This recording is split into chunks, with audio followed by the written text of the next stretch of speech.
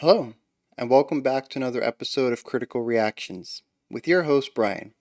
We're going to finish up this week's theme of post punk, looking at a band with a very interesting name. They're called Dog Faced Hermans. This song is called Suppressa. We're going to check this out, see what's going on. Let's dive into this.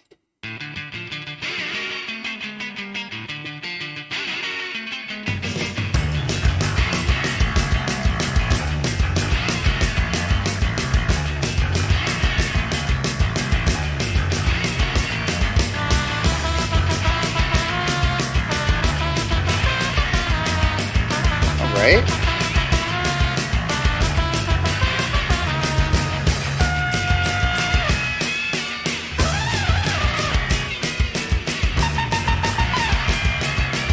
Yeah, some call and response between the guitar and the trumpet.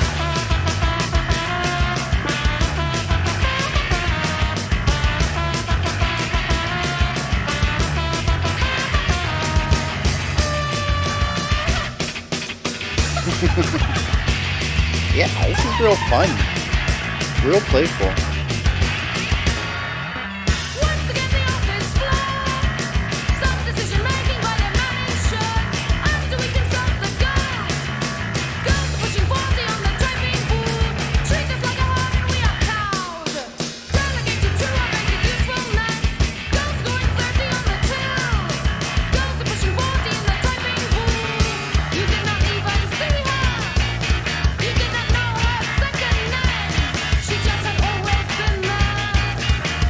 Yeah, tossing in that triplet in there.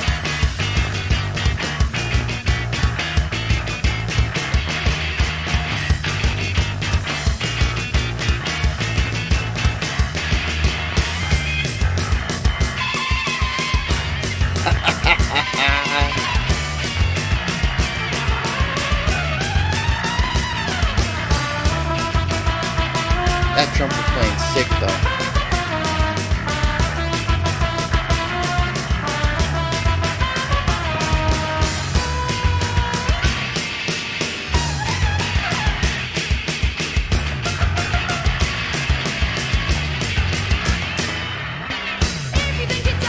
Lots of really interesting techniques, not just the speed of the fingers, but also playing around with half valves and double tonguing. Really playful trumpet, that's for sure.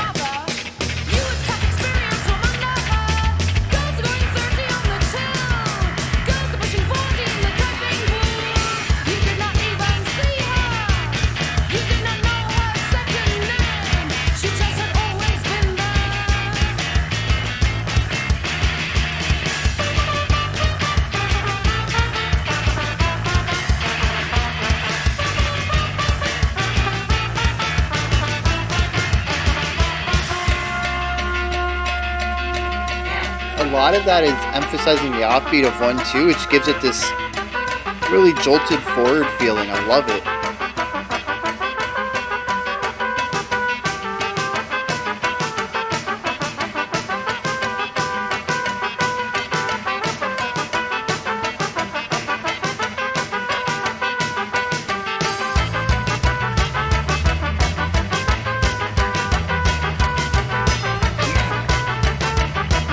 Walking that bass line, giving it a bit of direction because the trumpets aren't.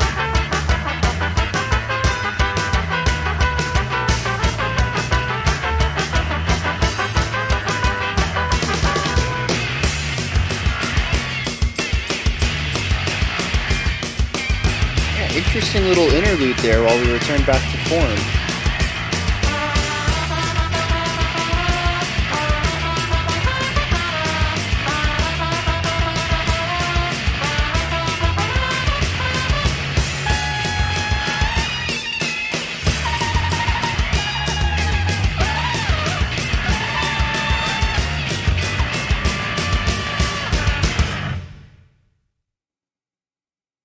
Yeah, talk about a jam. Oh man. So many cool things going on there. Um Yeah, so just to tie this in a little bit with what we checked out so far, there's a single idea going on here. It sort of bounces back and forth between a couple of melodic ideas, but the foundational work doesn't change until we hit that interlude in the middle, the bridge, I guess you could call it, in a more traditional structure. Um, and it has a lot of actually, this is one of the few songs that has a lot of the punk aggression to it. Um, I would say that this actually leans a little closer to punk or ska than post punk, but I can definitely see how it would be put into the post punk genre, at least in that realm. It's definitely missing a lot of the pure raw aggression that punk is known for, but it still has it's a lot it has more drive and well no, actually Idols might have had more aggression in this. This is, I guess, this is just kind of ska. I guess punk is. There's some punk inspiration here. I would say this is very ska adjacent, though. But it is still interesting to see these ideas and continue to crop up, and for me to sort of get this picture of what elements are important to post punk, even though that the general idea of it is that it just took the experimentation of punk without the raw sound. There's still a lot of recurring elements, at least in the 5 songs we've checked out this week. So I think that's really awesome, just to see how a lot of these bands pushed away from punk in very similar ways. Now let's dive into the songs. There's a lot going on here. Um,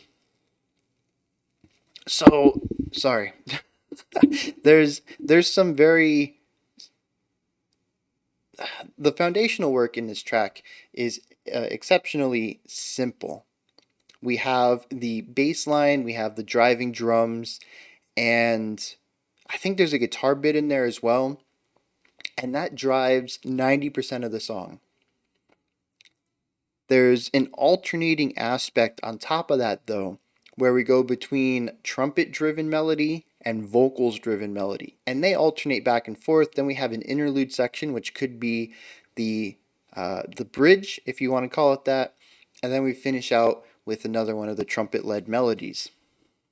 What's interesting is that this back and forth can feel very much like a verse, chorus, where the verse is not lyrically a verse, but it is still a shifting idea of lead lines utilizing the trumpet.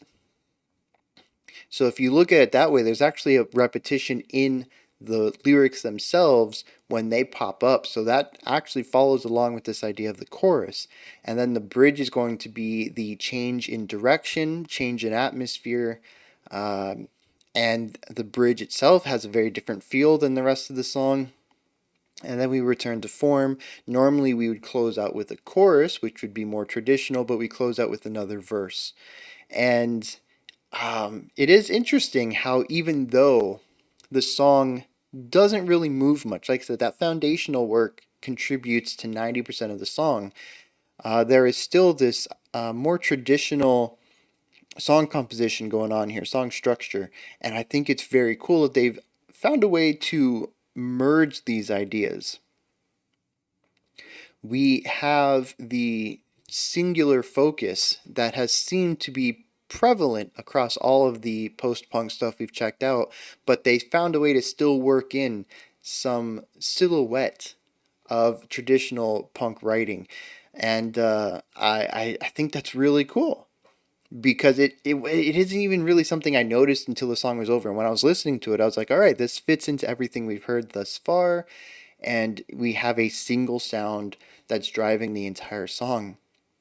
But it really does kind of bounce back and forth between his verse and chorus as long as you can view the trumpet as a leading verse melody, which is just really cool. I love that.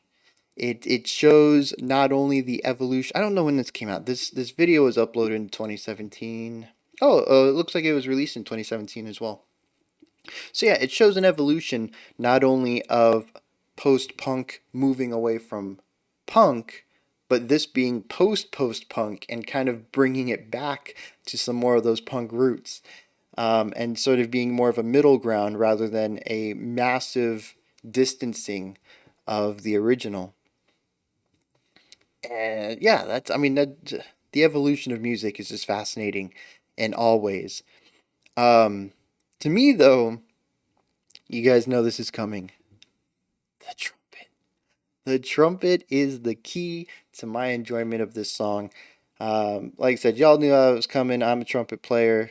It's just, not only is it present, but it's played so masterfully. It just takes over the entire song. Every moment that it's in, I feel like it is stealing the spotlight, for better or worse.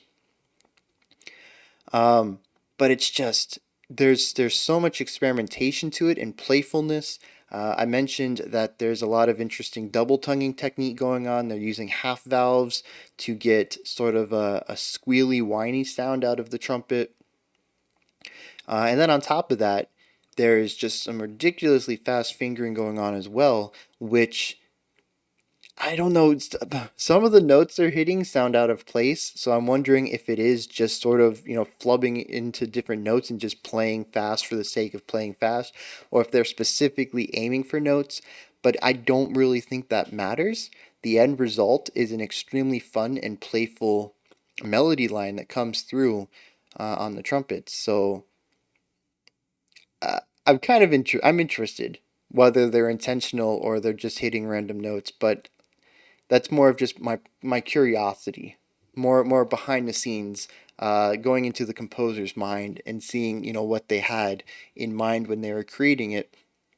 It doesn't actually change the song itself though, and so I do appreciate it. There's a little bit of playing outside the lines that I've mentioned before. That if you're going to play notes that don't fit, you're going to color outside the lines, pick some stuff that's outside of the key, or the chord that is currently being played. The best way to do it is quickly. The longer you stay on a dissonant tone, the more out of place and tense it's going to be. Now, if you're aiming for that, maybe, we've checked out quite a few songs actually recently that have dug into dissonance as a key factor in the music. If you're going for that, yes, hang on to those notes. But if you're going for consonants, but you want a little bit of that extra spice, you're going to want to hit it and come off of it as fast as possible, or lean into it just long enough to get that color, to get that flavor, and then come back off of it and land on something very stable. The more stable, the better. Um, and just kind of flailing around on these notes is definitely the best way to go about doing that. There is some really cool stuff going on as well between the trumpet and the guitar when they hit their call and response section. We actually see this not just between the trumpet and guitar, but there's also a dual trumpet section as well that shows up. I think it's on the final verse, and then of course we hear a little bit of that in the bridge as well. But the trumpet versus guitar thing comes up often, and they take two beats each to just play a little lick, and it's very cool how often I almost want to say a lot of this is improvised. At least to me, it feels improvised. But how often they're playing off of each other. Sometimes they'll have nothing to do with each other. Sometimes they're matching each other rhythmically. It's really cool to listen to, and I really hope that this is improvised. I think it would just add so much to the experience, especially to listen to it live and hear maybe what they're doing at those sections. When it's improvised, how what different things they might be bringing to the table. It's one of those things I've mentioned before. I think that I miss about jazz. Structured guitar solos are nice. I love them. I think it's perfect when you can inject that storytelling masterfully and expertly and intentionally into your song. But there is something to be said about improvised solos, especially when you see a band live. And it's something that I wish rock and metal kind of embraced a little bit more when they took ideas from blues, was the improvisation of this. They took the solos, uh, but they just they went in a more structured route with them. And like I said, they both have their pros and cons, but I love I love that experimentation that comes with improv. And maybe you kind of, you've played this solo 30, 40, 100 times in your life, even in a single tour. You're touring with your band, you're going to hit, 30, 40 locations on that tour. By the last time, maybe you just want to not mess things up. Maybe you want to change things up. And I just think experimenting with solos is one of the best ways to go about doing that, to keep yourself creatively flexible and just keeping the compositional juices going, and also just improving the craft. Composing on the fly really helps structural composition as well. But yeah, so they do some of that. But I think what is really interesting is that on the final verse, when we're heading out of the song, we go back into this call and response section, but it's not the trumpet and the guitar, it's the trumpet and the trumpet. And they do some pretty cool things, but I also love that little bit of subversion. Like, you thought you knew what was going on, and you don't. We're going to do something different. Um, oh, speaking of that subversion, there was one bit, I think it was in the second verse, call and response. So the trumpet did their thing, the guitar did their thing, then there was silence, and then the guitar did their thing. And that's just that's a really interesting decision to make, is on your turn for the call and response. Music, by definition, is, well, there's a couple different ways to look at it, but it is a combination of sounds and silence. Some people like to put the word intentional in there. I don't necessarily think music needs to be intentionally created. That's where I sit on that side of the conversation. But music is the combination of sounds and silence. Sometimes your combination will include only silence. And I think that is a really interesting perspective that just doesn't show up very often. It's your turn to solo and you choose not to perform anything. I don't even have words for that. I've never heard that before. It's fascinating to me. Like, I understand silence is a key aspect of music creation. You need to put rests in music. Well, you don't need to. Metal has definitely shown that never putting rests in there is a very valuable way to write music. But music, or silence, is a good tool for music writing. But it's never really dawned on me to completely exclude a section.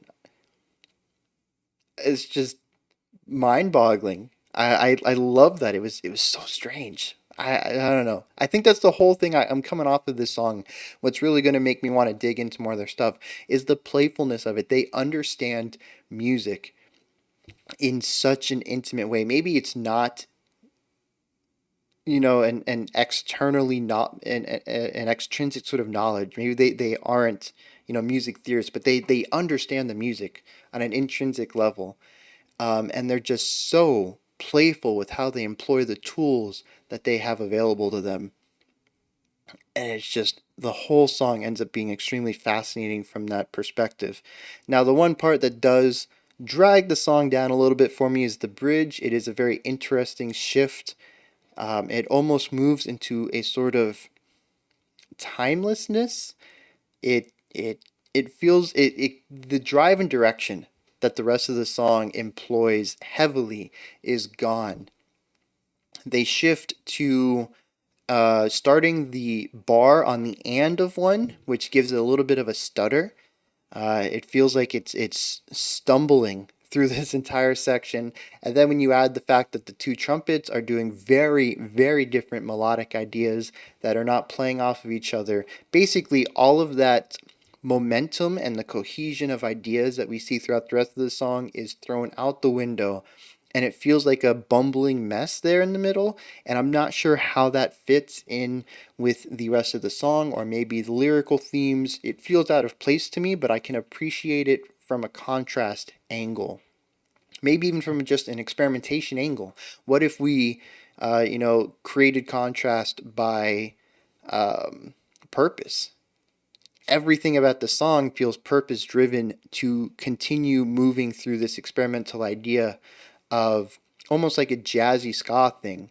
And then what if we ditched all that and we just started to turn into a little bit of a jam section? And then we brought it all back together with a little bit more direction. It's an interesting idea to go on. I don't know if it necessarily works well, but maybe I can appreciate it from an artistic section once I understand a little bit more of the context of why it was chosen. But without that context, it feels a little out of place in the song.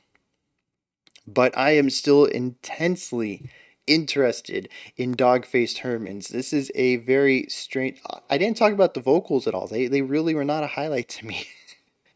um, I like the vocalist. I think it fits well with some of the playfulness of the band. Her tone and timbre fit the music very well, but uh, it felt a little too straight for everything else that was going on. Sort of the chaos that the rest of the song was bringing. It balanced everything by giving it a center. All right, it allowed the wackiness to get reined in for a little bit. So once again, it's really good contrast. It just was not the highlight for me, which could change on different songs. The zaniness in the trumpets just really stole the stage for me on this one. So yeah, if you are a fan of this band, point me in the direction of more from them. That is the end of my thoughts. So this is where you guys come in. Hit me up in the comments. Let me know if you enjoyed this or not. Anything that stuck out to you that maybe I didn't comment on, let me know. When you're done, you can head up to the description box. There's a link up there for Linktree, which is a fantastic resource. It has every link for critical reaction adjacent stuff, such as the Discord, the Patreon, the Twitter, special selection submissions. All of it is in there in a nice, clean menu. We have one more video coming out today. I think it's going to be the last special selection for the week. And then we'll be done for the weekend. That'll be some time to catch up on some of the videos you might have missed. And yeah, we'll be back Monday, 5 p.m. Eastern Standard Time, 9 p.m. UTC, as always. Until next time, remember to be critical but not cynical of the music you listen to, and have a fantastic morning, afternoon, or evening whenever you choose to watch my videos.